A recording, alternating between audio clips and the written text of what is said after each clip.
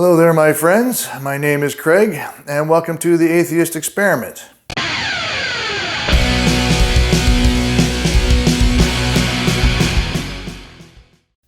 I'm excited today to talk to you about the possibility, or more accurately, the probability of the existence of life elsewhere in the universe. In a previous video, I posited the idea that religion would be mostly unaffected by the discovery of life outside of our planet, whether it be intelligent or not. And I promised I would talk about the ideas behind the possibility or probability in an upcoming video. So let's launch this boat and see if it floats. I've heard a lot of people simply say, hey, the universe is so vast, there has to be more life out there. And although that may sound like a good argument, it isn't really very solid unless you can back it up with something, even if it is just a well thought out, reasonable hypothesis or concepts. So there are four basic ideas I want you to consider today, and I want to go through them one by one and give you some things to ponder the next time someone asks you what you think about extraterrestrial life. For the purposes of this discussion, the four ideas to consider are here: the Kardashev scale, the Drake equation, the Fermi paradox, and the Great Filter. Now the first one, the Kardashev scale, created by Nikolai Kardashev, the concept here is that civilizations can be divided into three categories. The first category is defined as a civilization that has completely harnessed all the energy available to its home planet. The second category is a civilization that has harnessed all the available energy of its host star, maybe something like a Dyson sphere, and stored it for complete usage. A Dyson sphere is a massive device that would encompass the sun and make use of all its energy. The third category is a civilization that has been able to harness and utilize all the energy within its host galaxy. So why is this important? When you do the math and figure in exponential growth, a civilization should be able to expand into its entire galaxy within 1 to 2 million years, which on a cosmic scale is a very short period of time. If you want to get an idea how an exponential scale can grow quickly beyond your expectations, try out this experiment. Ask someone you know to give you a very rudimentary job like emptying the dishwasher. Tell them they only have to pay you 1 cent on your first day, and that they have to double your pay every day for 30 days. And as you would expect, you get 2 cents on your second day, 4 cents on your third day, and so on. See how much they owe you on the 30th day. You might be surprised. You would get paid $5,368,709.12 on the 30th day. And if you add all the days together, you end up with over $10 million. The same goes for colonizing planets. Maybe it takes 2,000 years for humans to colonize Mars, then another 2,000 to colonize 2 more planets, then 4 more planets, then 8, and so on. Now you get the idea. It wouldn't take all that long to populate a galaxy, relatively speaking. So now let's talk about the Drake equation. The Drake equation is a hypothetical formula designed to calculate the probability of life in the rest of the universe.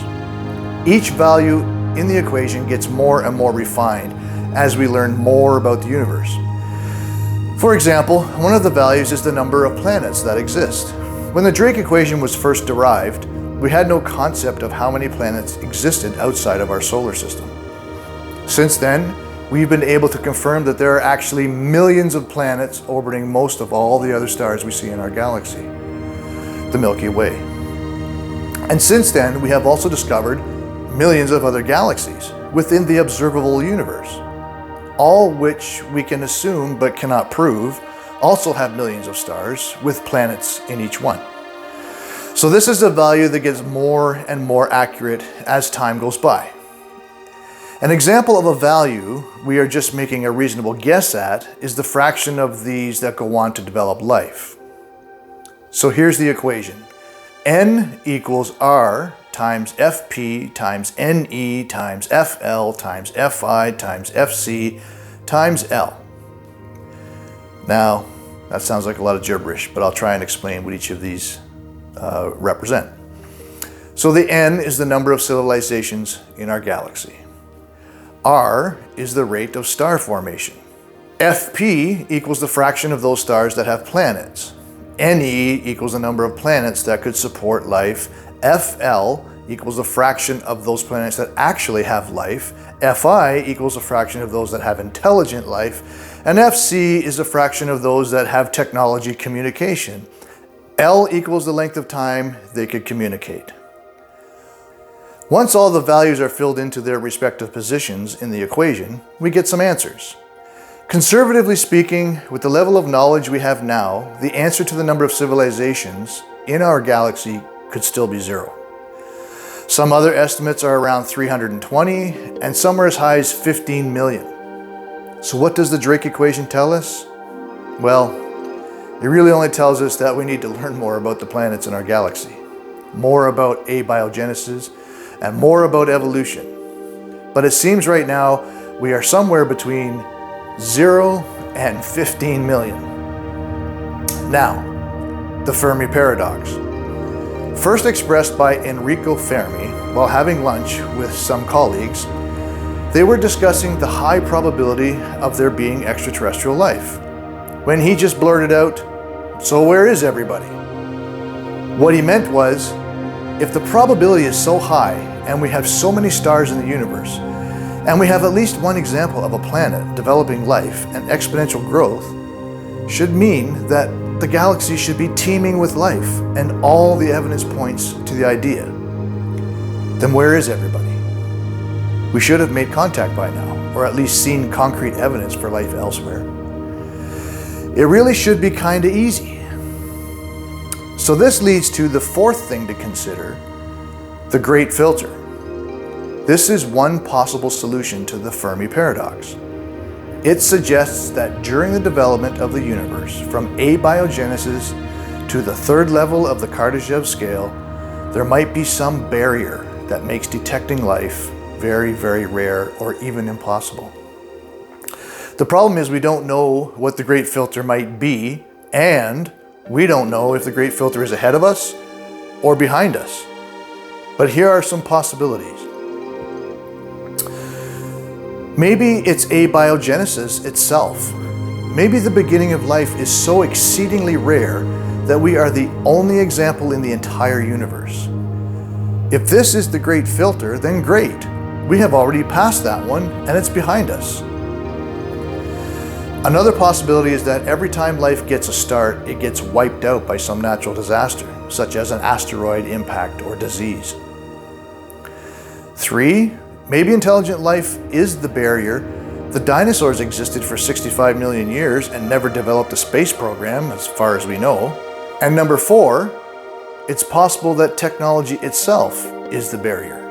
We become so advanced that our own technology destroys us. Nuclear war, super AI, or we simply become so enamored with ourselves we take everything for granted and something we actually have the capability to solve slips right past us and annihilates us. Maybe the Great Filter is still ahead of us. For example, we never figure out how to colonize another planet like Mars, or maybe we never figure out how to travel to even the closest star in our own galaxy, let alone any others. Maybe our population exceeds the Earth's capacity and brings us to a stifling end. Maybe our sun dies before we get a chance to spread out. If the Great Filter is behind us, then the human race might have a long and bright future, and we may be a very rare occurrence. But if the Great Filter is still ahead of us, then it's very difficult to imagine what it might be. And this may be the same Great Filter that exists everywhere in the cosmos, and that's why we have not seen any sign of life elsewhere, and any other life may never see us. I want to conclude this by saying that probability does not equal possibility, and vice versa. Possibility of life in the universe has already been shown. Hence, there is at least one example, us. We exist. At least I think so. Probability has not really been proven here. It is not necessarily probable that more life exists out there in the cosmos somewhere. Most of the Drake equation values are based on best educated and reasonable guesses. And as time goes by and we make more and more scientific discoveries about our universe, we can keep refining these numbers and get a more accurate estimate on the probability. I would also add there are quite a few other ideas about how to calculate the probability of extraterrestrial life, but this was just a brief explanation of one set of ideas just to give you a perspective on how to back it up when you might say, hey, the universe is unbelievably gigantic. How can there not be life out there? As for right now, we can just say, if it really is probable, then where is everybody?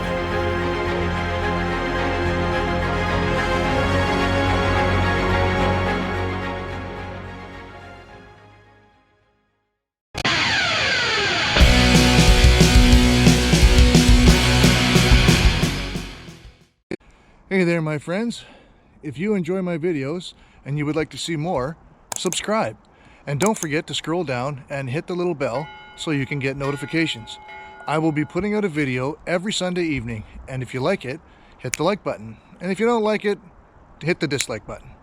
Also, leave a comment and let me know what you think. Catch you next time, and have a great week.